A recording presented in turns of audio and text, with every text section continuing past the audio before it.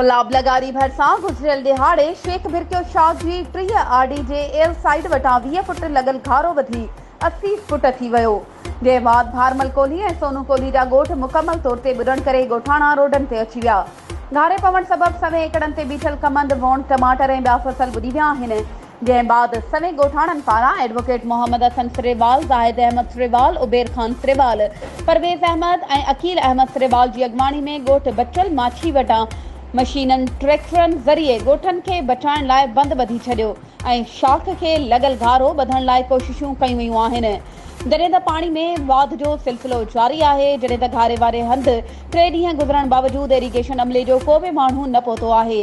जंहिं बाद इहा सूरत हाल पैदा थी वई आहे। घारो बंदि न थियण जी सूरत में भर पासे जा ॻोठ ॿुॾण जो ख़तरो वधी वियो आहे।